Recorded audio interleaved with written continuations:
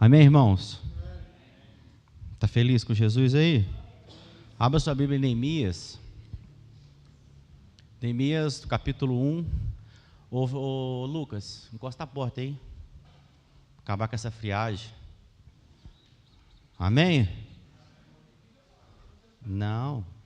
Se começar a esquentar, nós abre de novo. Neemias, no capítulo de número 1.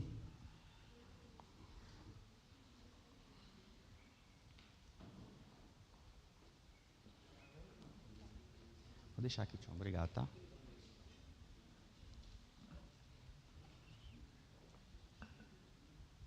Irmãos, desde domingo, vocês viram que o alarme da igreja disparou aí algumas vezes aí? Desde domingo, o inimigo ele tem tentado contra a palavra que vai ser ministrada aqui essa noite. Mas como nós já temos o entendimento, é que o Senhor já entregou para nós o inimigo derrotado. Amém? Ele se levanta, ele tenta nos intimidar, mas a Bíblia diz que ele é como um leão. Ele não é um leão, ele é como um leão. E ele anda ao derredor. O que é derredor? Eu estou ao redor do Vinícius e aqui ao derredor. E a Bíblia diz que ele fica como um leão, rugindo. Mas por que ele ruge? O leão ele só ruge quando ele pega a presa. E ele não é um leão, ele é como um leão. Ele tenta imitar a Deus. E ele fica rugindo. Por quê? Porque ele não tem a presa. Diga, ele não tem a presa. Ele já está vencido, mas ele quer intimidar. Então ele fica rugindo. Um leão que é leão mesmo, ele só ruge depois que ele pega a presa. Então, irmãos, o inimigo ele pode tentar te intimidar, mas ele se levanta para cair. Amém? A palavra do Senhor diz em Neemias, palavras de Neemias, filhos de Acalias. No mês de Quisleu, no 20º ano, enquanto eu estava na cidade de Sussã, Anani, um dos meus irmãos, veio de Judá com alguns homens. E eu lhes perguntei acerca dos judeus que haviam restado, os sobreviventes do cativeiro e também sobre Jerusalém. Eles me responderam: aqueles que sobreviveram ao cativeiro e estão lá na província passam por grande sofrimento e humilhação. O muro de Jerusalém foi derrubado e as portas foram destruídas pelo fogo. Ouvimos muito, principalmente no ano passado aqui, a respeito de construção, de construir e tal, e o pastor, nosso apóstolo, pregando sobre Neemias. E quantos lembram aqui de uma ilustração que ele deu, que numa mão a gente carrega a espada e na outra mão a pá? Porque enquanto eles reformavam o muro, eles ficavam vigilantes, porque o inimigo podia chegar. Amém? Quantos lembram? Amém? Quem está comigo, diga amém. Oh, aleluia! Quando ouvi isso, sentei-me e chorei.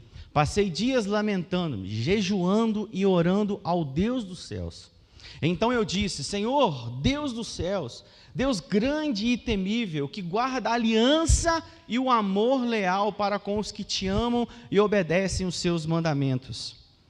Que os teus ouvidos estejam atentos e os teus olhos estejam abertos para a oração que o teu servo faz hoje, diante de ti, dia e noite, em favor dos teus servos, o povo de Israel. Confesso os pecados que nós, os israelitas, temos cometido contra ti. Sim, eu e o meu povo temos pecado. Agimos de forma totalmente corrupta e vergonhosa contra ti. Não temos obedecido os mandamentos, aos estatutos e às ordenanças que destes a Moisés, o teu servo. Lembra-te agora do que dissestes a Moisés, o teu servo: se fores infiéis, eu os espalharei entre as nações, mas se voltarem para mim, obedecerem aos meus mandamentos e puserem em prática, mesmo que vocês estejam espalhados pelos lugares mais distantes debaixo do céu, de lá os reunirei e os trarei para um lugar que escolhi para estabelecer o meu nome. Diga amém. Estes são os teus servos, o teu povo. Tu o resgatastes com o teu grande poder e com a tua forte mão. Ah, Senhor, suplico que aos teus ouvidos estejam atentos à oração deste teu servo e à oração dos teus servos que têm prazer em temer ao teu nome. Faz que hoje este teu servo seja bem-sucedido, concedendo-lhe a benevolência deste homem. Nessa época eu era copeiro do rei. Amém, irmãos? Que o Senhor nos dê entendimento dessa palavra, que eu consiga entregar para você tudo aquilo que Deus ministrou no meu coração nesses 3 dias, e aquilo que eu não consegui ministrar ao seu coração, que o Espírito Santo venha trazer discernimento sobre nós nessa noite. Amém? Irmãos, preste bem atenção, Neemias, ele era copeiro do rei Artaxerxes. E você sabe o que é um copeiro? Então me fala, Daniel, o que é um copeiro? Lê a Bíblia, participa da escola bíblica dominical. O copeiro, ele era responsável de comer a comida antes do rei e de beber a bebida antes do rei, porque se eles tivessem envenenado essa comida, o rei não morria. Consegue me entender? Consegue me entender? Diga amém. Então, ele era o copeiro do rei, ele era alguém que era de extrema confiança do rei. Ele era alguém que se assentava na mesa do rei. Ele é alguém que comia da comida do rei. Eu preciso que você entenda isso daqui. Ele se assentava com o rei. Hoje vai ser no seco mesmo? Não é uma musiquinha no fundinho ali? Bota um Kennedy aí, evangélico. Ajuda o pregador dessa noite. Então, ele sentava na mesa do rei, ele comia da comida do rei, ele participava dos assuntos reais. O rei o consultava. Diga para mim, quem se assenta na sua mesa, tem o seu coração? Sim ou não? Ou você coloca qualquer um a sentar na sua mesa? Geralmente quem senta na nossa mesa são pessoas chegadas. Aquele pãozinho de doce, pode me chamar para a mesa novamente. Muito bem. E aí eu quero trazer, isso aí, ó. Aí, ó, os anjos do Senhor ministradores já estão neste lugar. Irmãos, eu quero trazer para você aqui algo. Jerusalém estava toda destruída, foi atacada. A Jerusalém aqui, eu quero te trazer o seu entendimento, que é a igreja do Senhor. Então, toda vez que nós falarmos em Jerusalém, nós estamos falando de nós aqui. E muitas das vezes nós estamos aqui reunidos, mas as nossas portas estão estraçalhadas pelo fogo. Os nossos muros em volta de nós estão todos rachados. E nós precisamos, como no livro de Neemias, fazer uma restauração dos muros. E toda vez que nós falamos sobre a restauração de Neemias, nós sempre damos ênfase ao muro. Mas hoje eu quero dar ênfase às 12 portas. Se você continuar lendo Neemias 3, você vai entender, nós lemos Neemias 1, Neemias 3 vai mostrar que havia 12 portas. 3 para lá, 3 para lá, 3 para lá e 3 para lá. E cada porta dessa tinha um nome. E cada porta nos remete a algo que nós, como igreja, como Jerusalém de Deus, povo santo, escolhido do Eterno, temos que restaurar neste tempo. Porque nós olhamos para a igreja e nós temos a mentalidade de que Deus, quantos já oraram assim, Deus podia voltar logo e acabar com esse mundão logo? Quem? Confessa seu pecado, levanta a mão. Só 2, o resto não? Está com tanta preguiça, está de levantar a mão? Levanta a mão esquerda assim. Levanta a mão esquerda. Você tem dificuldade até de obedecer o pregador. Vou continuar aqui, ver se acorda. A gente ora pedindo assim, Deus, só podia voltar logo, principalmente quando a gente está passando dificuldade, problema, volta logo, Deus, volta logo, cabe com esse mundo. Os argentinos vão ganhar a Copa de novo. Volta, Jesus, eu não aguento mais esse trem. Jesus não quer acabar com o mundo. Jesus quer restaurar o mundo. Através de quem? Da sua igreja. Só que nós estamos neste lugar e continuamos com o pensamento da igreja que foi liberta lá no Egito. A gente tem saudade das cebolas, a gente tem saudade, sabe, dos deuses de antigamente, a gente parece que não foi liberto totalmente. Em Gálatas 4 diz que se o herdeiro for menino, nada se difere de um escravo, mesmo ele sendo o senhor de tudo. O que atrapalha a igreja a entrar no lugar que Deus tem para ela não é o diabo, não é o PT, não é o Bolsonaro, não é nada a não ser a sua imaturidade. Porque a Bíblia diz, o pastor falou aqui hoje, Efésios 4, mas Efésios 1:4, mas Efésios 1:3 diz que ele nos elegeu nele, antes da fundação do mundo, todas as sortes nas regiões celestiais, todas as bênçãos já estão liberadas para nós, mas em um lugar, qual lugar? Em Cristo Jesus. Mas por que então que vivemos num lugar onde parece que a Jerusalém, o povo de Deus, anda com as portas queimadas, com o muro derrubado? Porque nós estamos num lugar de imaturidade, aonde nós chegamos até Deus, mas não conhecemos o Deus.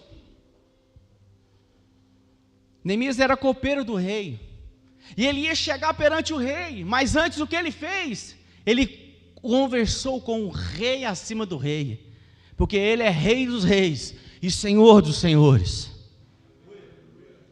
Então ele chega perante o Senhor, a Bíblia diz que ele ora, ele jejua, e ele chega perante Deus e em oração e diz assim: eu vou chegar perante o rei, que o coração do rei esteja disponível naquilo que eu quero fazer. Então, sabe, irmãos, antes dele chegar no rei, ele já fez uma oração ao rei dos reis e pediu: me ajuda, Senhor. Não tem como fazer nada sem o Pai.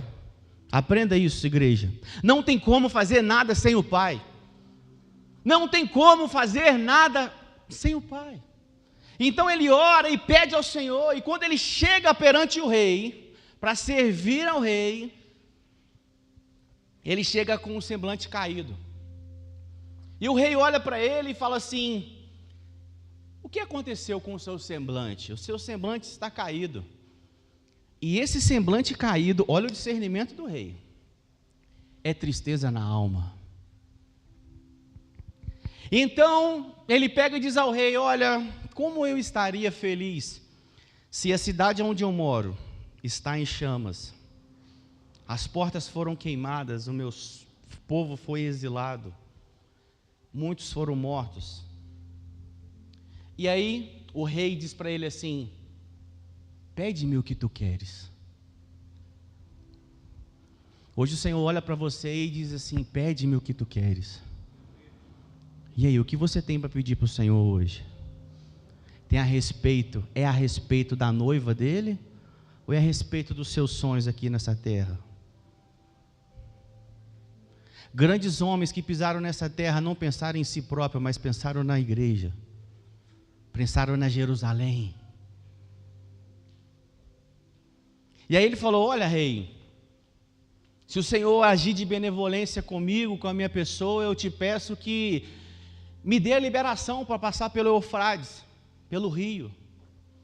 Te peço também que me dê liberações, me dê cartas, para que eu possa ir até o Jordão e para que eu possa atirar madeira, para assim eu poder voltar para a minha terra e restaurar os portões. E aí o rei fala: sim, eu vou dar tudo isso que você pediu, só que eu quero uma coisa de você. E ele diz: pode dizer. E ele fala: quanto tempo? Quanto tempo? E aí ele entrega um prazo para o rei. E aí o rei diz: pode ir. Então Neemias pega as cartas do rei. Irmãos, entenda uma coisa aqui: só quem ganha autoridade, quem ganha material para trabalhar, unção, é quem senta na mesa do rei e come com o rei. O que te dá unção para fazer o que você faz, o que te dá autoridade para fazer o que você faz, o que vai alimentar a sua vida, não são as pessoas que estão ao seu redor, é o Deus que você serve, é aonde você come. Você tem se alimentado de quem? Quem é o seu alimento? Porque na mesa do rei só existe um alimento. Jesus disse assim certa vez: verdadeiramente o meu corpo para vocês é... Só quem lê a Bíblia, me ajuda aí. Verdadeiramente o meu corpo é... Diga comigo, comida. Não, todo mundo, comida. E ele diz, verdadeiramente também, o meu sangue para vocês é bebida. Só existe um alimento, irmãos. A Bíblia não é o nosso alimento. A Bíblia é o cardápio que indica um alimento só, Cristo Jesus. O dia que essa Jerusalém, a igreja de Cristo voltar para Jesus, não há nada que vai impedir a igreja de avançar. Porque esse lugar de maturidade, irmãos, é em uma pessoa. Esse lugar onde as bênçãos estão liberadas, esse lugar celestial, é em uma pessoa, é em Cristo Jesus. Mas enquanto nós não acessarmos este lugar, nós vamos viver um lugar de imaturidade. Nós não vamos restaurar aquilo que precisa ser restaurado. E nós vamos voltar às práticas pecaminosas que outrora vivemos. Não vamos conseguir sair, sabe, desse círculo vicioso de que um dia eu estou bem, outro dia eu estou mal. Um dia eu sou de Jesus, outro dia eu sou de Satanás. Um dia não, irmãos. Temos que entrar em Cristo. Nesse lugar, é um lugar chamado Cristo Jesus. Se você lê a Bíblia de Gênesis a Apocalipse, ela revela uma pessoa, Jesus Cristo, Filho de Deus vivo. Tudo que você lê nesse livro aqui, mostra uma pessoa. Tudo. Quando você pega a sua Bíblia para ler, você precisa ter esse entendimento. Cara, é Cristo.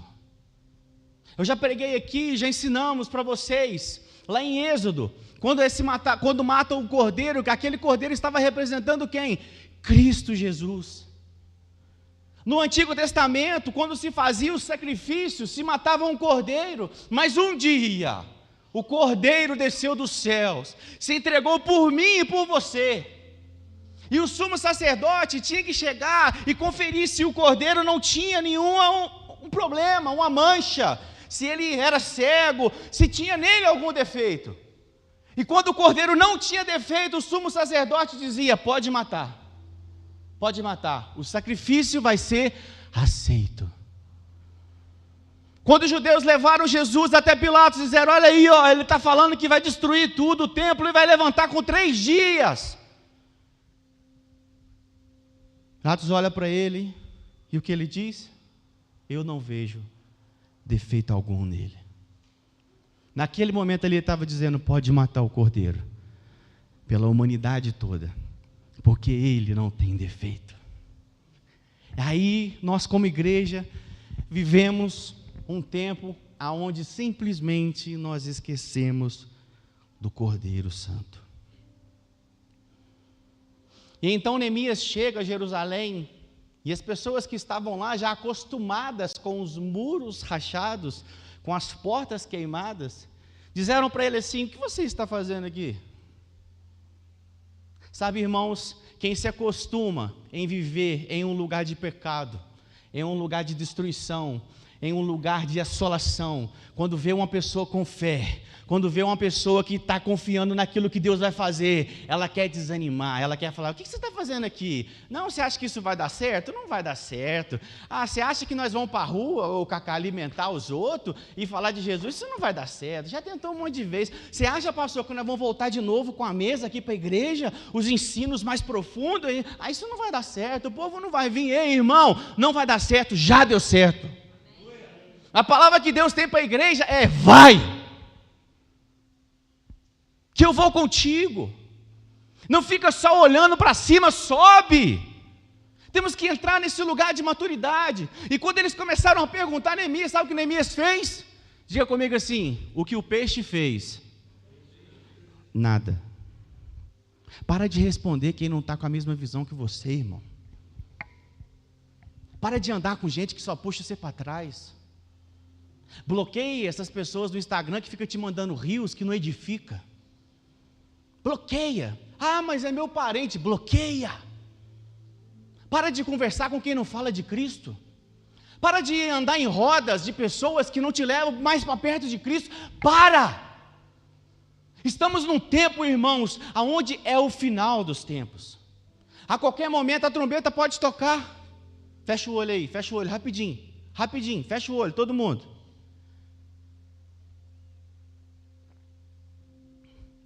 Poderia ter sido agora que a trombeta ia tocar. E eu te pergunto, você subiria? Você subiria ou não? Então Neemias, durante a noite, ele anda em volta. E ele vê aonde precisa ser restaurado. Aqui precisa, aqui precisa, aqui precisa. E não fala nada com ninguém. No outro dia, pela manhã, ele junta todo o povo e diz assim, ó, vamos fazer uma reconstrução. E eu quero falar sobre essas 12 portas que nós precisamos reconstruir na igreja do Senhor. Diga amém. Me ajuda a pregar, acaba mais rápido. Amém? A primeira porta é a porta das ovelhas.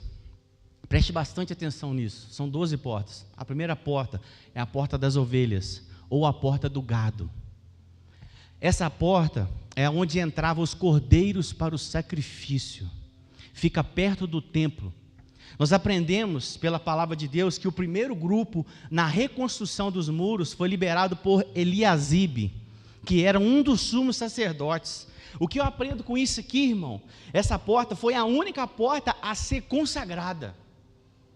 Foi o ponto de início da reconstrução. Sabe o que eu aprendo aqui, irmãos?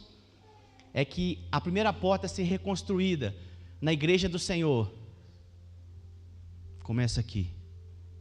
Começa com os ministros. Começa com a adoração verdadeira. Começa com o ensino da palavra verdadeira.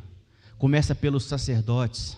E aí eu quero dizer algo para você, você que é levita e que não quer ter uma vida de levita, saia enquanto Deus não te mate. Que isso, pastor? Se você quer ter no altar, mas você não quer ter uma vida de sacrifício, saia. Para carregar a glória de Deus, eu preciso estar com as minhas roupas manchadas de sangue, pelos sacrifícios. Anda 6 passos, sacrifica, carrega a arca, mais 6 passos, sacrifica, carrega a arca. Anda, o dia que nós colocarmos a arca em lombos de bois, a glória se vai. Pessoas morrem no meio do caminho. Então, se eu estou aqui em cima, irmão, e eu não tenho compromisso de leitura com a Bíblia, se eu não tenho compromisso de jejum, hoje é terça-feira, quem está jejuando? Não fala, tem que ser secreto. Se eu não tenho vida de... Se eu não me importo com o meu irmão, saia do altar, saia. Não, eu sou ministro de louvor, não, eu toco na igreja, mas eu não estou nem aí porque falam para mim, não, saia. Porque os sacerdotes, eles são olhados por todo o povo está de olho no sacerdote. O lugar de sacrifício é o altar do Senhor. Essa porta, fala em João 10, de 9, versículo 11 e o versículo 14, olha o que Jesus diz, eu sou a porta, quem entrar por mim será salvo, entrará, sairá e encontrará pastagem. Eu sou o bom pastor dá sua vida pelas ovelhas. Versículo 14, eu sou o bom pastor, eu conheço as minhas ovelhas, elas me conhecem. A porta do sacrifício das ovelhas. Vamos restaurar essa porta, amém? Amém, irmãos? Nós temos que entender na hora da adoração que o ministro fala assim, levante sua mão e adore o Senhor. É porque você não levanta a mão, irmão. Simplesmente por causa disso. Porque se a gente já chegasse aqui com a mão levantada, o ministro ia falar assim, não fala nada não, não precisa. Porque aqui nós estamos apenas te conduzindo à água. Consegue entender? A gente está aqui como o garçom que chega para te servir. E é por isso que você está sentado e eu estou em pé, eu estou te servindo aqui, eu estou entregando algo para você. Mas a minha pergunta, você tem sede por Deus? Você tem fome por Deus? E eu creio que sim, você saiu de casa numa terça-feira fria dessa e está aqui me ouvindo. Você tem fome de Deus, eu creio. E Deus vai responder a sua fome essa noite, amém? Deus vai responder a fome do seu coração. A segunda porta, a porta do peixe, ela ficava perto do mercado do peixe, relacionada ao trabalho, ao evangelismo. Todos os escolhidos foram chamados para serem testemunhas. O Senhor nos chamou para fazer discípulos, para pregarmos o evangelho. Isso não é papel só do Maio que foi para Portugal ou do Rodney, gente. Isso é papel para todo mundo. Quem foi salvo por Cristo Jesus, levante a sua mão direita aqui bem alto. Tem gente que levantou a esquerda. Me ajuda, gente. E tem pessoas que não levantaram a mão. Hoje é o dia do Senhor salvar a sua vida neste lugar. Mas Deus te chamou, você que levantou a mão, Deus te salvou, irmão, para propagar as boas novas. Mas nós achamos que o evangelismo é só para quem é enviado para a África, só é para quem é enviado para Portugal. Tem uns que querem ser evangelistas, né? Mas só querem ir para a Disney. Não, o Senhor vai me mandar para a Disney. Eu vou falar de Jesus para o Mickey Mouse. Aleluia. Sem vergonha. Tem que ir para a África, ver os meninos comer bolinho de argila lá. Deixa eu te falar algo. Semana passada, o Daniel é da tesouraria. O Daniel é de todas as áreas da igreja, né? E ele chegou perto de mim, alegre, e falou: mano, a gente mandou uma oferta violenta para a missão e falou o valor. Não vou te falar para você ficar curioso. Aí eu falei: mano, glória a Deus, que bom aquilo, cara, encheu meu coração de alegria, sabe? Eu fiquei, né, pastora, saltitante de alegria com aquilo. A gente tem conversado sobre isso, sobre missões. Irmãos, você sabia que o seu dinheiro pode alcançar vidas? Você não serve nem para falar amém, tá vendo? De tão amor ao dinheiro que você tem. Sabia que o seu dinheiro pode salvar vidas? Me ajuda aí, Mas aí, sabe o que acontece? Na hora da oferta, a gente pensa assim: vou mandar nada para missões, não. A verdade, a gente nem fala sobre missões. Aí, deixa eu te fazer uma pergunta. Quem acordou pela manhã hoje aqui, tomou um café, vou falar simples, um café e comeu uma bolacha? Levanta a mão direita. Se levantar a esquerda, eu vou te tacar um trem. Então, você comeu alguma coisa no café da manhã? Você deve ter comido um pãozinho doce daquilo que eu sei. Oh, glória. Quem aqui almoçou? Levanta a mão. Já deu para ver aqui que a maioria não está em jejum hoje? Te peguei. Quem aqui, agora é papo de Salomão em toda a sua glória, tomou um cafezinho da tarde aqui? E você sabia que tem crianças lá na África que estão comendo biscoito de argila? Porque a gente está com o bolso cheio de dinheiro, mas a gente só se importa com a gente, né? Na verdade, amanhã eu vou lá na Opa Cafeteria, entendeu? Vou gastar uns R$100 ali, mas eu não mando que seja R$2 por culto para missões. Sabe, irmãos, eu fico pensando em algo: que igreja é essa que não avança? Sabe por que a igreja não avança? Porque ela é imatura. Ela não faz aquilo que deve ser feito. Irmãos, o que é para você? O que é para você trazer no culto? Vou falar aqui, hein? O que é para nós trazer no culto pelo menos R$10 para dar de oferta? Seja de missão, essa semana, na terça-feira eu vou dar R$10 de missão. Quando der domingo, eu falei assim: agora eu vou dar R$10 para a oferta do templo. Agora, eu duvido se Deus não abre a janela do céu sobre a sua vida. Eu duvido, meu irmão. Faça a prova com Deus. Mas a gente, não. Você imagina a gente chegar naquele grande dia, Henrique, perante o Senhor, e Ele falar comigo assim: Henrique, mostre-me as suas mãos. Aí você vai mostrar as suas mãos. E dentro das suas mãos estão os seus talentos, aquilo que Ele colocou na sua mão, que Ele te confiou. Aí está os seus dons, sabe? Está a sua família.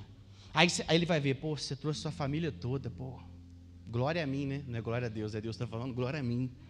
Poxa, deixa eu ver mais o que aqui. Os seus dons e talentos você usou, pastor, pregou, muito bom. Agora deixa eu ver o talento das finanças aqui que coloquei na sua mão. Deixa eu ver quanto que você investiu em missão.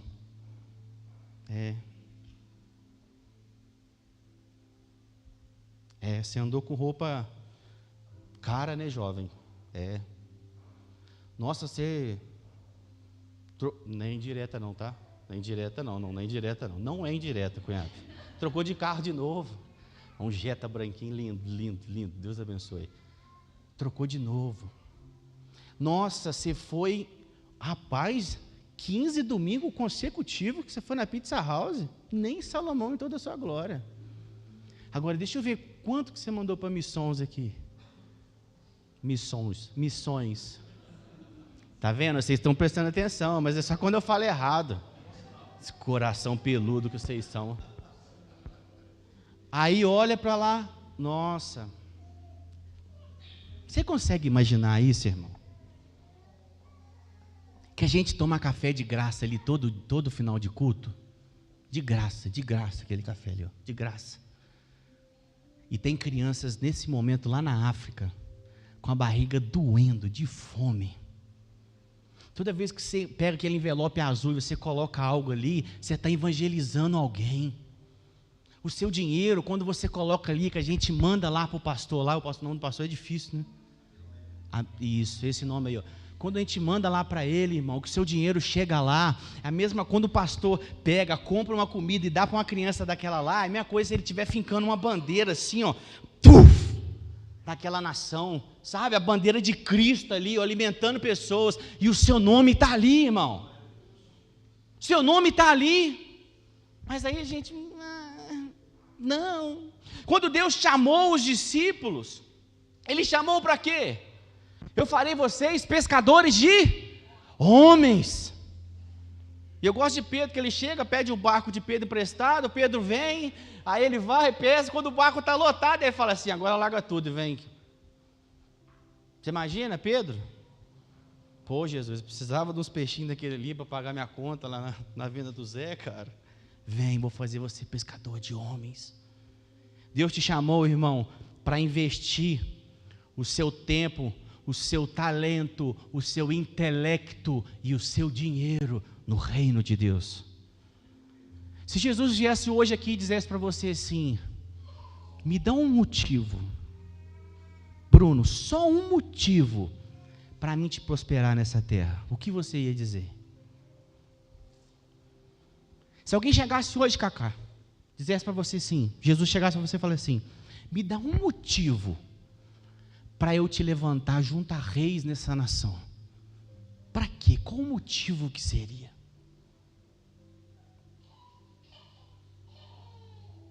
Me dá um motivo para me te dar saúde.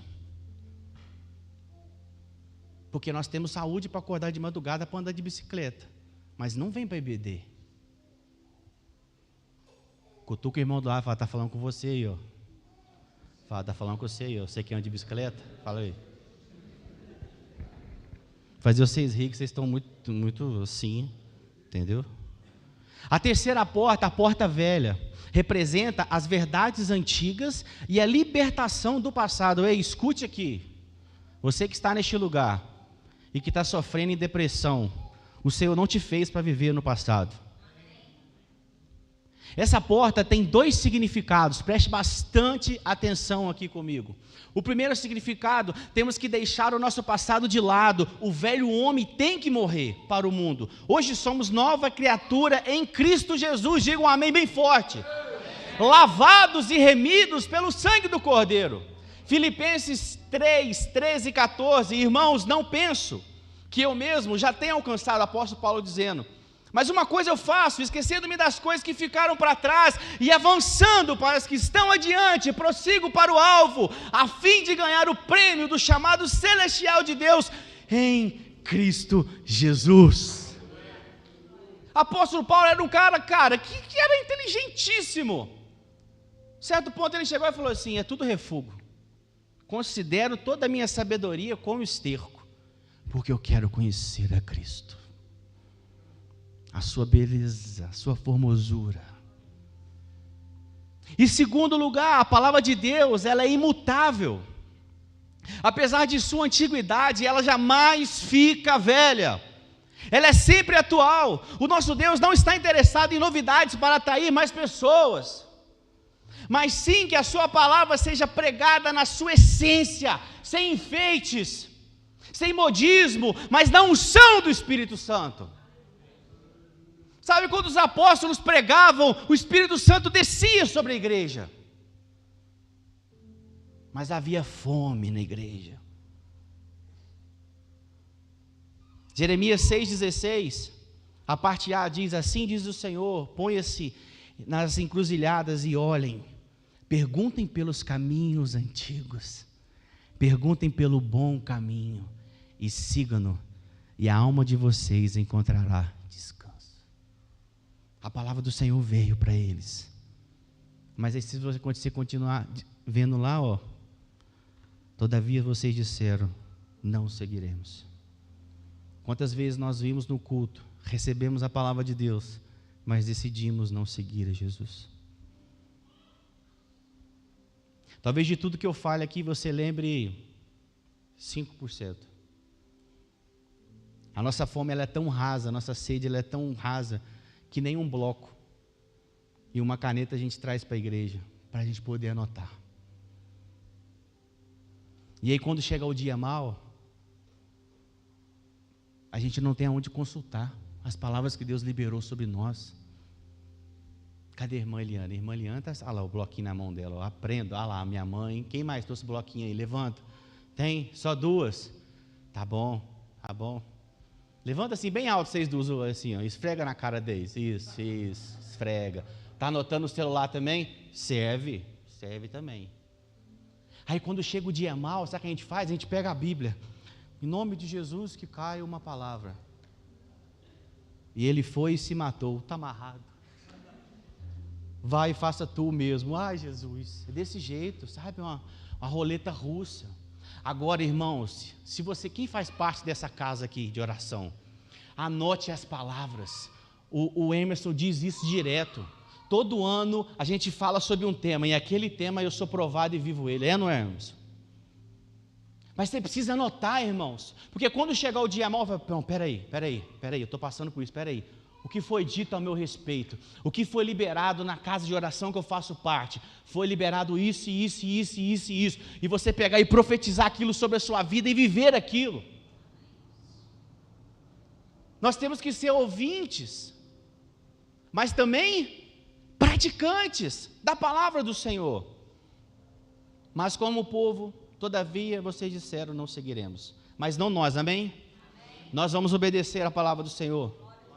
Nós já estamos na qual porta? Meu pai me ajudando aí, que você é bom de cabeça. Quarta porta, a porta do vale. Ela conduzia ao deserto e a vales. Representa o processo de humilhação e provação. Quantos gostam de ser humilhado aqui? Diga amém. Quem gosta de ser provado aqui? Diga amém. Aí é por isso que não cresce. Quando falamos de vales, falamos de lutas e dificuldades que todos nós passamos na vida. Escute só. Todos passamos por lutas, mas na vida do servo de Deus é um lugar onde passamos para ser aprovados por Deus. Deus não te leva para o deserto para fazer você sofrer, não, irmão. Deus te leva você para um deserto para você crescer. Porque no dia mau, você aprende. No dia bom, você celebra. Mas o crescimento está onde? Está no dia bom ou no dia mau? No dia mau. Aí a gente olha e diz assim: Senhor, eu quero crescer. Senhor, eu quero ter entendimento da tua palavra. Senhor, eu quero ser um bom marido. Senhor, eu quero ser um bom empresário. Senhor, eu quero... Aí Deus vai assim: beleza, então eu vou te levar aqui para um lugar aqui, onde é a minha escola. Tem um cantor que já mora com o Senhor, chamado Lázaro, que ele diz que o deserto é escola do Senhor. Eu sou de Jesus. Eu sou de Jesus.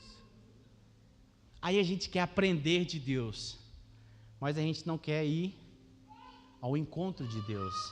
E, irmãos, o deserto é o lugar onde céu e terra se encontram.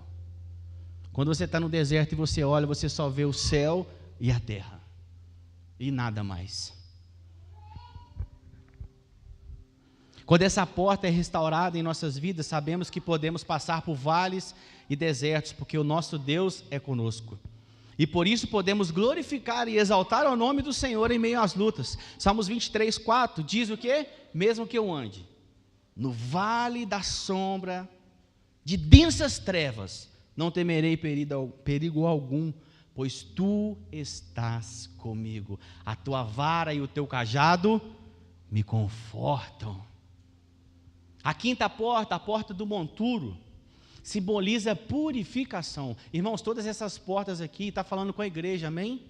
As portas que nós precisamos restaurar em nossas vidas. Enquanto eu prego aqui, vai olhando para dentro de você e vai dizendo: Senhor, me ajude a restaurar essa porta está ruim na minha vida. Senhor, essa porta aqui, ó, pegou fogo, está só a cinza, me ajuda aí, me ajuda aí. Simboliza a purificação, por onde o lixo da cidade era levado para o vale de Inom. Esse vale de Inom, irmãos, era um lugar onde os reis desviados de Israel levavam os seus filhos para sacrificar ao deus Moloque. Quando Jerusalém se desviou e os reis ali, sabe aquela coisa, eles pegavam os seus próprios filhos, levavam para esse lugar e botavam fogo nos meninos ali. Diga misericórdia. Toda vez que você não traz seu filho para a igreja, toda vez que você não fala de Jesus para o seu filho, toda vez que você não ora pelo seu filho, você está botando fogo no seu filho. Mas um fogo que vai matar ele. Mas existe um fogo que traz vida. E esse fogo é o fogo do Espírito Santo de Deus. Em Tiago 4,8 diz: aproxime-se de Deus, e Ele se aproximará de vocês. Pecadores, limpem as mãos, e vocês que têm a mente dividida, purifiquem o coração. Sabe, alguns lixos que precisamos limpar do nosso coração, o apóstolo Paulo fala para a igreja de Gálatas. Olha o que diz Gálatas 5, 19 a 21. Ora, as obras da carne são manifestas. Está pronto? Quem está pronto, diga amém.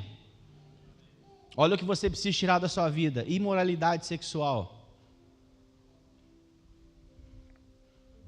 Tem gente que não vê filme pornô, mas segue umas mulheres que é pior do que filme pornô, né? Só a marquinha, nem o biquíni tem, é só a marca mesmo. Te converte, irmão, te converte. Impureza. Pessoas com coração, sabe, cheio de maldade. A mente dela só coisas impuras. Devassidão, idolatria, feitiçaria, inimizades. Olha aqui, crente, cutuca a pessoa do lado e fala: te encontrou aí, ó. Fala: te encontrou. Está com inimizade dentro da igreja. Fala com ele: te converte, crente. Desavenças, olha aí, quase que não sai a palavra. Desavenças. Quem tem desavença aqui dentro da igreja? Ciúmes, ira, egoísmo, dissensões, facções. Tem comando vermelho dentro da igreja, apóstolo. Comando vermelho dentro da igreja. Se levanta, meu Deus do céu. Inveja, embriaguez, orgias e coisas semelhantes a essas. Eu os advirto, como antes já os adverti: aqueles que praticam essas coisas não herdarão o reino de Deus.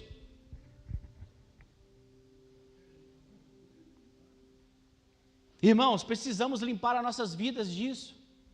Você olha para a igreja aí, irmãos, o mundo não leva a igreja a sério. Por quê? Porque a igreja não leva Deus a sério. O mundo olha para a igreja e ri. Você crente igual eles? Meu sogro me mandou um vídeo, né, essa semana. Só me manda trem assim: pastores e padres vão ser presos a partir de mês que vem, que você falou, está escrito lá, né? Ano que vem, por pregarem a verdade. Irmão, que nos prendam. Que nos prendam. Se prender nós vamos abrir o Aliança Break lá dentro. Vamos pregar para os bandidos e pronto, vamos cantar: porque ele vive preso. Vai dar nada. Pronto. Mas não pararemos de pregar o Evangelho do Senhor. Não deixaremos de ouvir, de falar daquilo que ouvimos e vivemos. Mas por outro lado, irmão, precisamos guardar em nossa vida somente aquilo que glorifica a Deus. Gálatas 5, 22 e 23 diz: entretanto, o fruto do Espírito é amor, alegria, paz, paciência, amabilidade, me ajuda Jesus, bondade, fidelidade, mansidão e domínio próprio. Contra essas coisas não há lei. E aí eu te pergunto, por que Deus coloca em você os frutos do Espírito, se não é para você conviver com seu irmão? Para que eu preciso de mansidão? Tem gente que precisa de mansidão para viver com ele mesmo, de tão demoniado o cara é. O cara fala, rapaz, hoje eu estou tão estressado que eu estou precisando sair de mim, sabe? Tem gente que tem tanto trem ruim na vida que o diabo chega a perder e fala, eu vou não, hoje acho que ele vai entrar em mim, vou não, deixa para lá. Irmãos, precisamos entender que aquilo que Deus tem liberado para nós, só vamos acessar se entrarmos num lugar de maturidade em Deus. Tudo isso que eu estou dizendo aqui são portas que nós precisamos restaurar na igreja do Senhor. Na igreja, é aqui, irmão, é entre nós. É entre nós. Sexta porta. Porta da fonte. Simboliza o Espírito Santo. Quantos querem o Espírito Santo? Amém. Você já tem ele, cara. Você já tem ele está dentro de você. A questão é que você fica, sabe aquele Rottweiler que você tem em casa assim? Quem tem um cachorro muito bravo aqui em casa? Bravo. O Juliano, você tem, Ju? Quer ver um piche? Piche é 50% raiva e 50% ódio, né? Desse jeito assim. Quem tem um cachorrão grande aqui em casa? Alguém tem? Alguém tem? Não, achar que não, esquece, pastor. Rottweiler, aqueles grandão, ninguém tem não? Você já percebeu quem tem aqueles cachorro? Deixa lá no fundo, num lugarzinho preso, aí fica assim, não chega lá não, o bicho é bravo.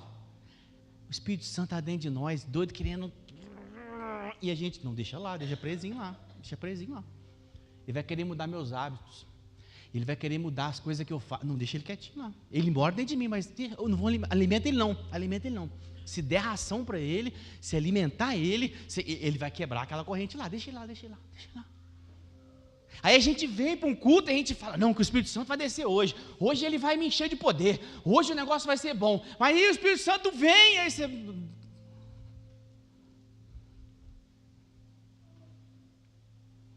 Essa porta, como o próprio nome diz, era a porta próxima à fonte de Siloé e ao tanque de Betesda, uma nascente de água cristalina e pura.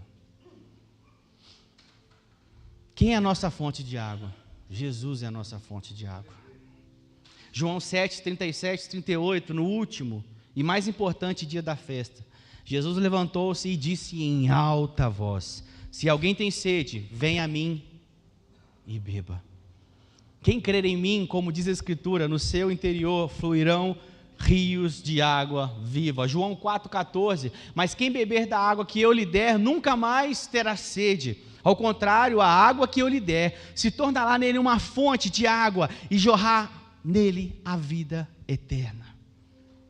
Muitos têm sofrido porque trocam a fonte, que é Jesus, por cisternas que não retêm água.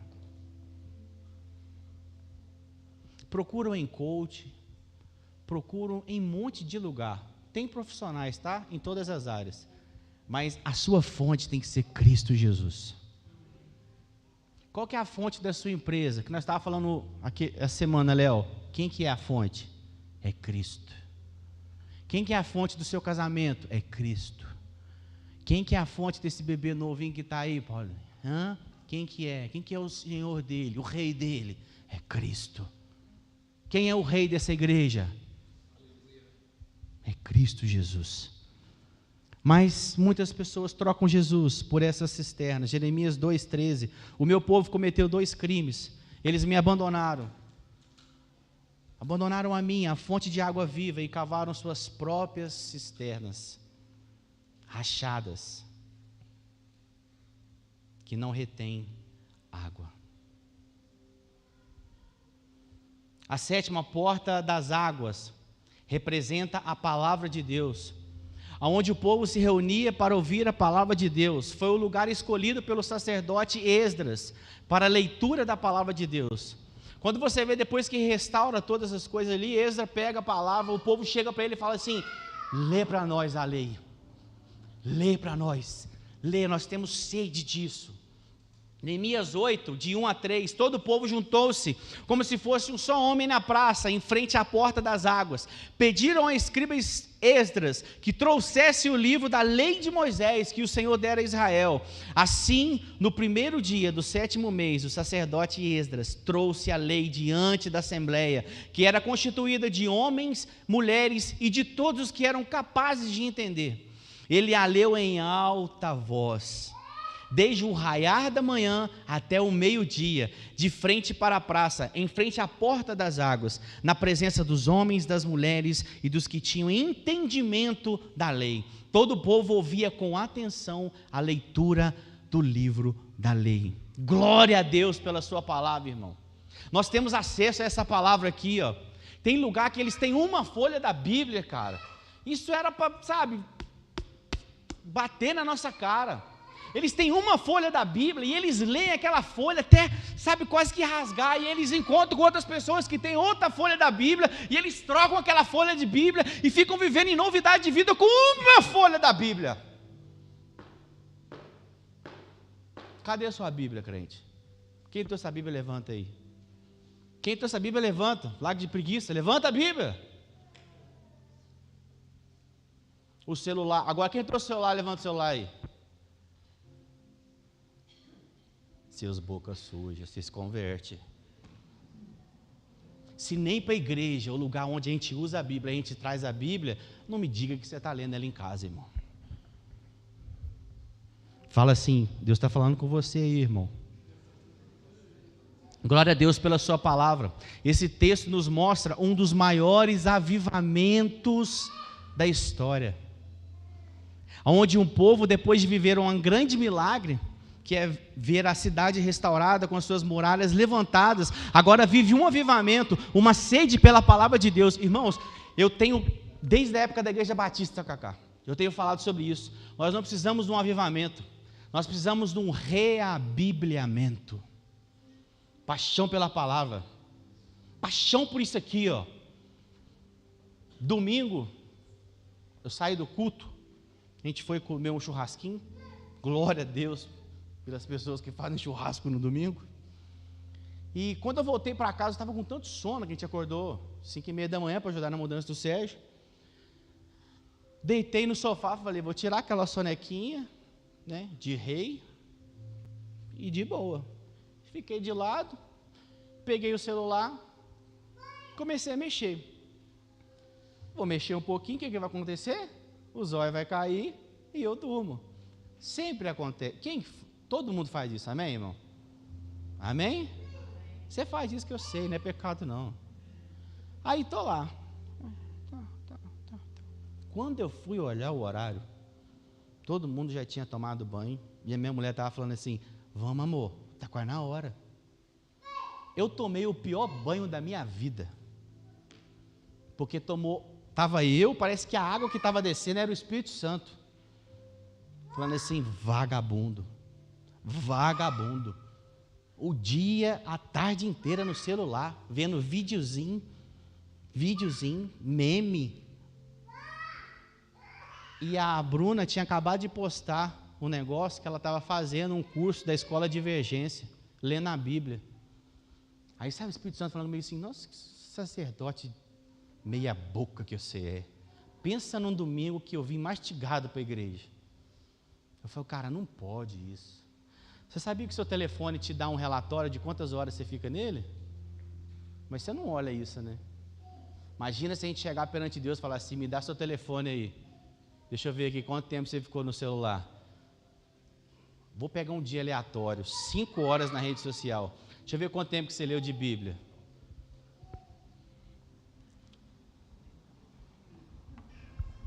E a gente ora pelo avivamento. Não, Deus, aviva a tua igreja. Deus fala assim: já está aqui, está liberado, é só você beber da água, está aqui, está aqui, mas você não quer beber, você não tem sede. O avivamento vem quando a sede pela palavra de Deus. Mas a gente acha que o avivamento vai vir, sabe o quê? Na hora do louvor. que vai vir um ministro aqui e vai estar cheio de Deus, e aí a igreja vai ser avivada, irmãos. A próxima porta é a porta dos cavalos. Ela é focada na defesa e na batalha espiritual. Essa porta era onde os cavalos de guerra ficavam. Simboliza as batalhas, a luta contra o nosso inimigo e também contra a nossa própria carne. Nós temos que entender que a nossa luta não é contra o irmão que está do lado aí.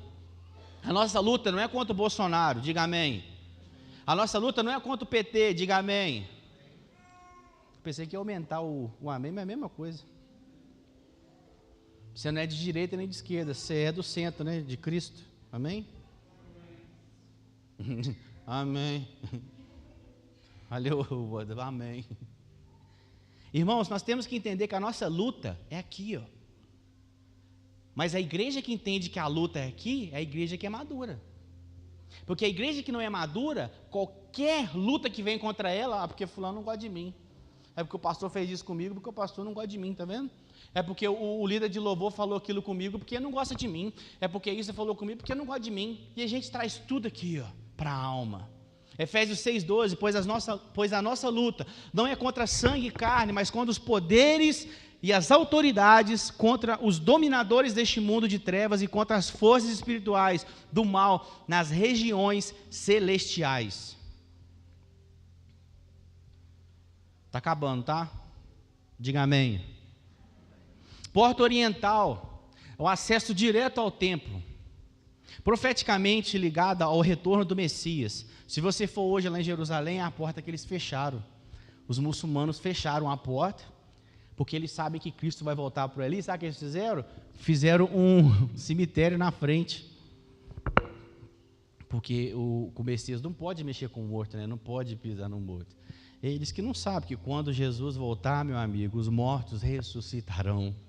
E não há porta que vai segurar o nosso Deus. Ele virá sobre um cavalo branco, irmão, rompendo céus e terra. Profeticamente ligado ao retorno do Messias. Acredite-se que esta é a porta pela qual Jesus entrou em Jerusalém e que hoje se encontra lacrada. Jesus entrará por ela na segunda vinda. Diga amém. Temos que estar preparados para a volta de Cristo. Eu quero te perguntar, qual foi a última vez que você orou pela vinda de Cristo? Qual foi a última vez que você ansiou, que você fechou os olhos e fez assim, quando Ele vier?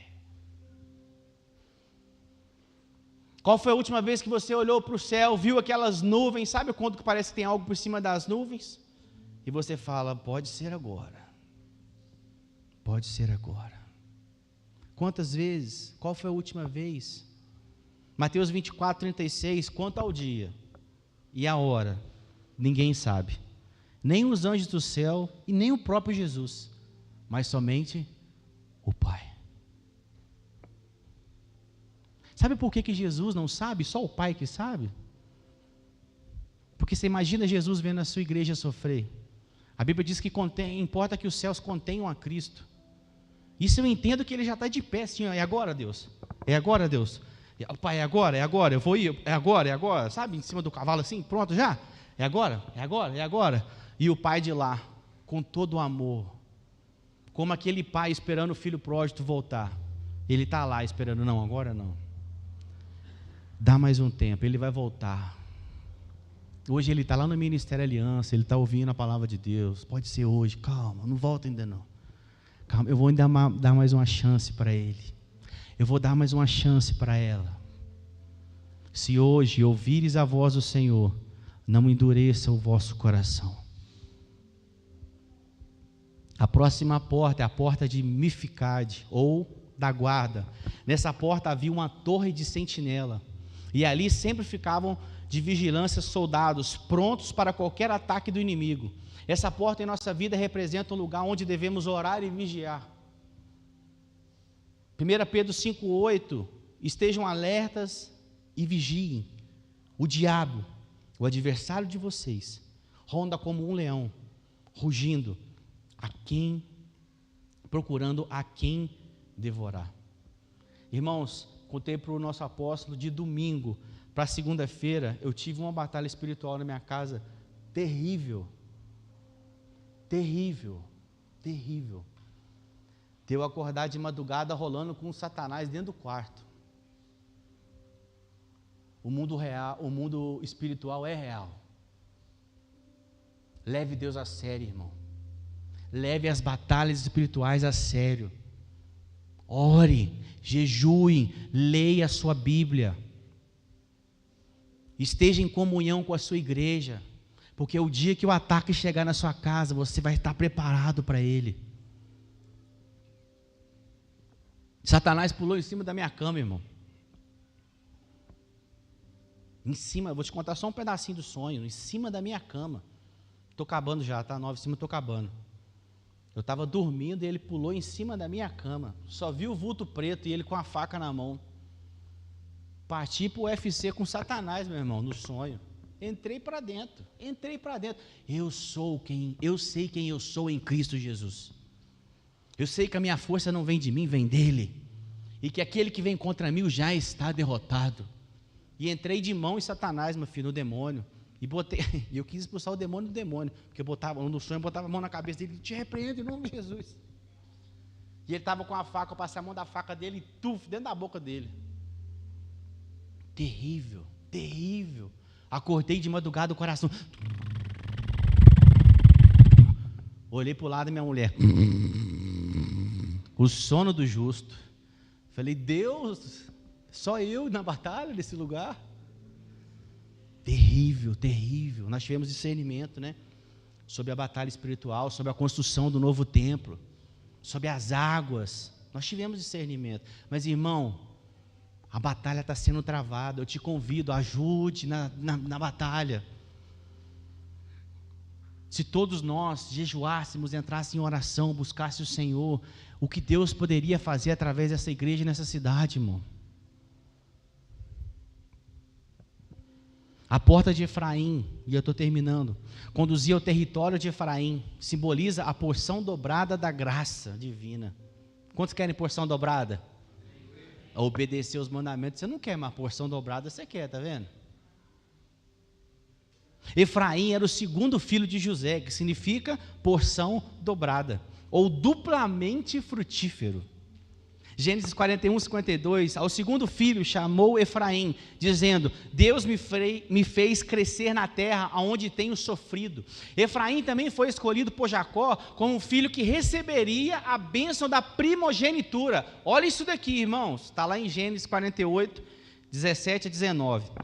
Isaías 61, 7, olha o que diz, em lugar da vergonha que sofreu, o meu povo receberá porção dupla, e em vez de humilhação, ele se regozijará na sua herança, pois herdará porção dupla na sua terra e terá alegria eterna. Diga amém, é para você, irmão.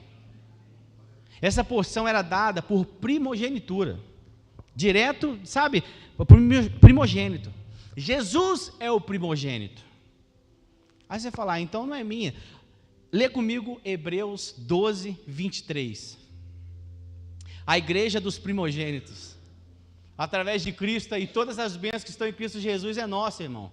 Mas a gente precisa estar no lugar de maturidade. E que lugar é esse? O lugar em Cristo Jesus. A igreja dos primogênitos, cujos nomes estão escritos nos céus. Vocês chegaram a Deus, o juiz de todos os homens, ao Espírito dos justos que foram aperfeiçoados. Essa dupla honra, irmão, está liberada para mim e para você, mas em um lugar. Qual lugar? Cristo Jesus. Se nós não entendermos que a nossa vida precisa ser pautada em Cristo, nós vivemos um evangelho que é eu-evangelho. É naquilo que eu acho que é, e não naquilo que Deus diz que é. E a última porta, diga amém, para a gente ir para casa. A porta do pátio ou do cárcere. Aqui fala sobre ser livre das prisões. Talvez você está aqui hoje e você tenha alguma prisão, está aprisionado em algo. O Senhor te liberta essa noite, amém? O cárcere era uma prisão subterrânea que havia em Jerusalém. Os detentos saíam para caminhar e pegar sol. Foi neste pátio que o profeta Jeremias esteve preso, Jeremias 32, 2. É engraçado que Jeremias chegou e profetizou contra eles. assim, ó, vocês se convertem, que vocês vão ser levados cativos, vocês se convertem ao Senhor. A palavra do Senhor está sendo liberada, irmão. Você tem a oportunidade de mudar. Você não muda se você não quiser. Essa porta simboliza cadeias e prisões que tentam assolar a vida da igreja. Por isso, precisamos estar vigilantes. Em João 8,32, e conhecereis a verdade, e a verdade vos libertará. E quem é a verdade? Jesus Cristo. Então, agora que eu acabei a introdução da mensagem, era a introdução mesmo. Era a introdução mesmo. Nós vamos entender que a Jerusalém, que estava derrubada, com os muros derrubados e com as portas derrubadas, simboliza a igreja do Senhor, amém? Todos entenderam? E nós entendemos que essas 12 portas, esses 12 portais, são as 12 áreas que nós precisamos restaurar na vida da igreja, amém? Para ela ser gloriosa, amém? Apocalipse 21. Agora nós vamos ver a igreja que desce do céu, a nova Jerusalém, sabe, aquela que a gente lê por ela e suspira. Então vi novos céus e nova terra, pois o primeiro céu e a primeira terra tinham passado e o mar já não existia. Vi a cidade santa, a nova Jerusalém, que descia dos céus da parte de Deus, preparada como uma noiva, adornada para seu esposo. Ouvi uma alta voz que vinha do trono e dizia: eis que o tabernáculo de Deus está com os homens, com os quais ele viverá. Eles serão os seus povos, o próprio Deus estará com ele e será o Deus deles. Ele enxugará dos olhos toda lágrima, não haverá mais morte, nem aflição, nem choro, nem dor, pois as coisas antigas já se passaram. Aquele que estava sentado no trono disse: vejam, eu farei nova todas as coisas. Diga amém. E acrescentou: escreva isto, pois estas palavras são verdadeiras e dignas de confiança. Disse-me ainda: eu sou o Alfa, eu sou o Ômega, o princípio e o fim. A quem tiver sede, darei beber gratuitamente da fonte da água da vida. Aquele que vencer herdará tudo isto, e eu serei o seu Deus, e ele será o meu filho. Quanto aos covardes, aos descrentes, aos abomináveis, aos assassinos, aos que cometem imoralidade sexual, aos que praticam feitiçaria, aos idólatras e a todos os mentirosos, o lugar deles será no lago que arde com fogo e enxofre. Esta é a segunda morte. Um dos 7 anjos que tinha as 7 taças cheias das últimas 7 pragas aproximou-se e me disse: venha, eu lhe mostrarei você a noiva, a esposa do Cordeiro.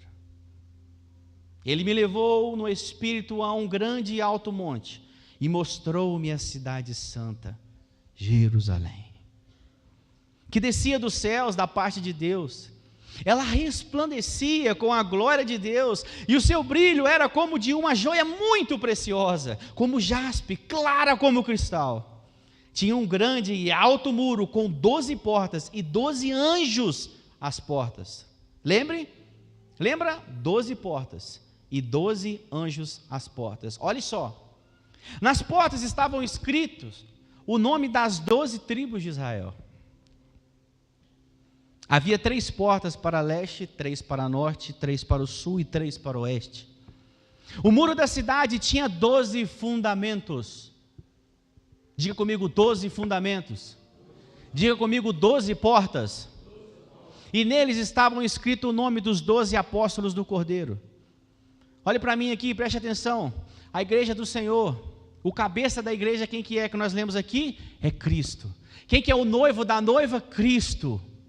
E essa noiva, ela é fundamentada em 12 portas, que são as 12 tribos. Fala de um povo, ele formou um povo para si. E fala que tem 12, gente, perdi o nome, 12 fundamentos, que são os apóstolos. A igreja do Senhor, ela é fundamentada no ensino apostólico. Por que que no ensino apostólico, Jesus veio, chamou 12, ensinou eles, deu a eles poder e falou: agora é com vocês, bora, assume a bronca, vai para cima. Aqueles homens receberam o poder de Jesus. Aqueles 12 apóstolos, eles receberam tanto de Cristo e viviam, sabe, uns aos outros, que nós estamos explicando, ensinando esses dias, uns aos outros, irmão.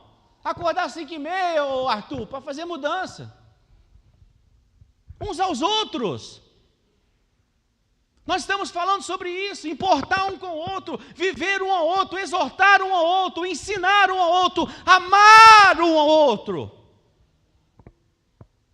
Essa Nova Jerusalém, ela tem 12 fundamentos, que são os 12 apóstolos. E sabe, o ensino apostólico, ele é tão profundo, porque ele estabelece fundamentos, aleluia.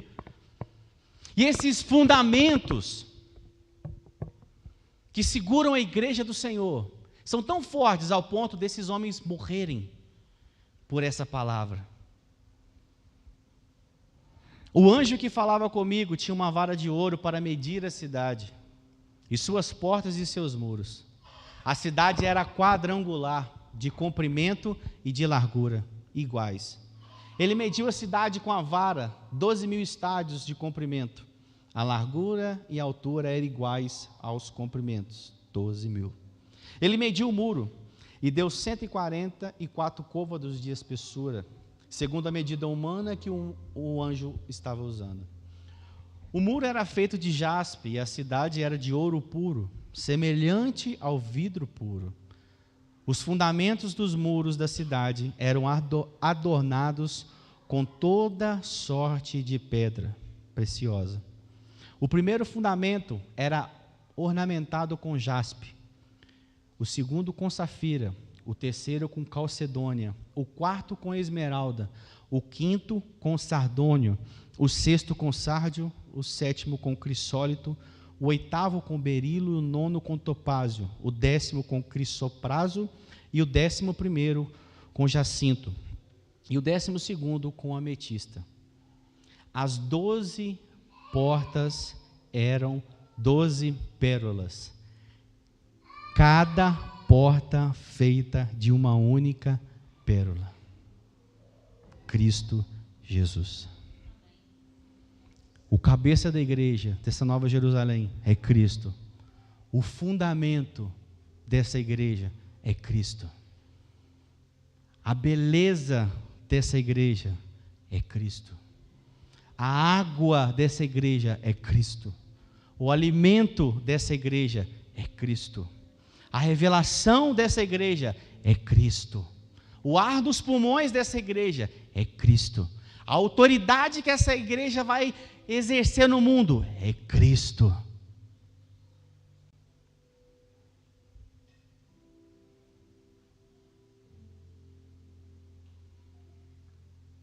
Versículo 22. Não vi templo algum na cidade, pois o Senhor Deus, o Todo-Poderoso, e o Cordeiro são o seu templo. Aleluia. É um lugar em Deus, irmão. Não é aqui, não é esse galpão aqui, não. A gente vai sair daqui um tempo e vai para um galpão muito melhor que esse.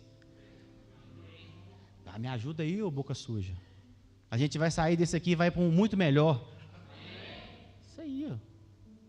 E a gente vai ganhar muita alma para Jesus lá. Mas a gente precisa entender que é um lugar em Deus. E a gente pode trocar de galpão, a gente pode ir para um galpão que tenha ouro na parede. Se a gente não tiver nesse lugar em Cristo Jesus, vai ser só um galpão.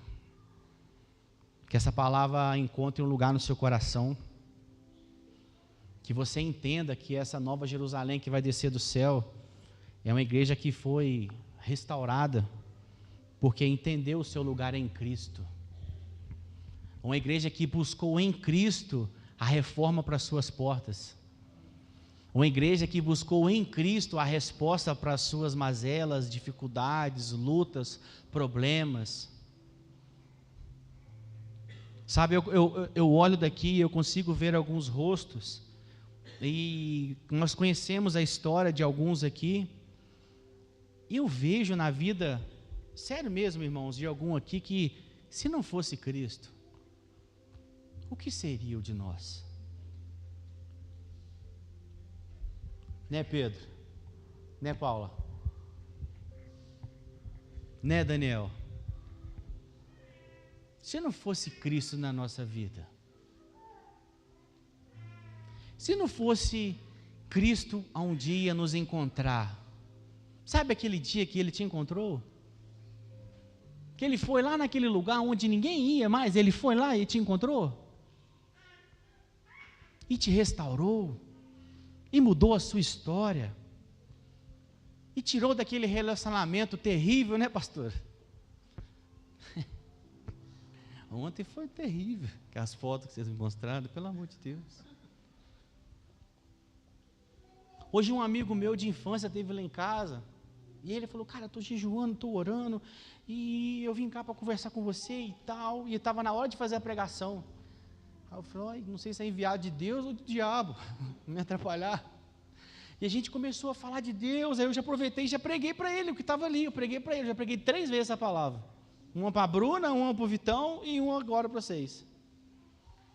E aí começamos a falar das maravilhas de Deus, e a pregar, e a falar, e eu falei, Vitor, cara, se não fosse Deus, onde a gente estava? Preso, sabe, nos prazeres do mundo, viciado em drogas, viciado em bebida, viciado em festa, mulher feia, tudo quanto é droga, você imaginar, nós era viciado. Mas Jesus foi lá e resgatou a minha vida. E aí eu falei com ele, olha Vitor, nós éramos Zé Ninguém, cara. Aí Deus nos deu família. Olha lá, aquele que está de bonezinho verde lá atrás, eu vou falar da sua vida hoje, meu patrão. Aquele ali até com arma já andou, é ou não é?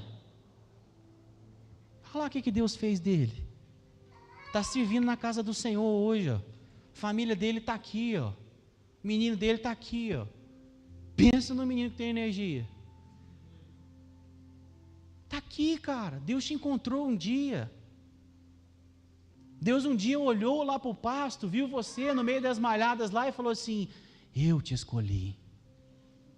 Todo mundo olhava para você e falava assim, não vai dar nada não, não vai dar nada não.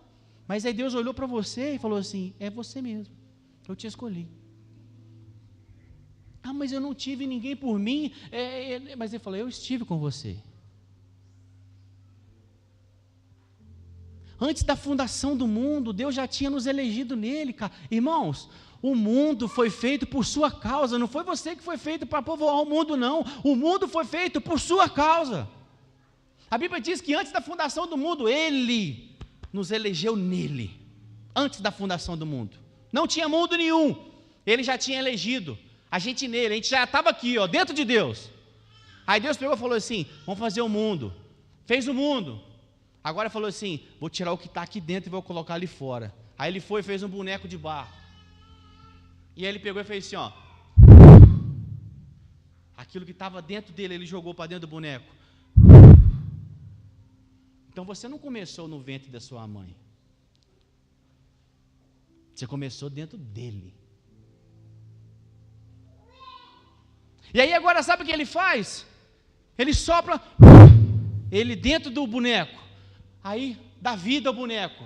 Agora ele fala assim, eu vou colocar algo de valor, vou colocar algo precioso, e eu vou esconder de você. Pergunta assim, aonde está? Não, pergunta alta, aonde está o que Deus escondeu de mim? Faça com o dedo assim, ponte aqui para o peito, e faça assim, ó, dentro de você. Jesus disse assim, quando perguntares, ali vem o reino de Deus, não, o reino de Deus está dentro de vós. O reino de Deus mora aí dentro, Jesus mora aí dentro, irmão, mas você precisa entrar nesse lugar. Aqui, só há um jeito de entrar nesse lugar. Essa palavra é imutável. Essa palavra é imutável. Deus te chamou hoje aqui para colocar no seu coração um desejo pela palavra do Senhor, sede e fome pela presença do Senhor, trazer o entendimento. Irmãos, enquanto você não sabe,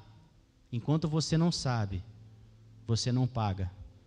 Mas a partir de hoje você é inculpável, porque você sabe o que precisa ser restaurado. Então restaure na sua vida aquilo que precisa restaurar. As portas que precisam ser restauradas na sua vida.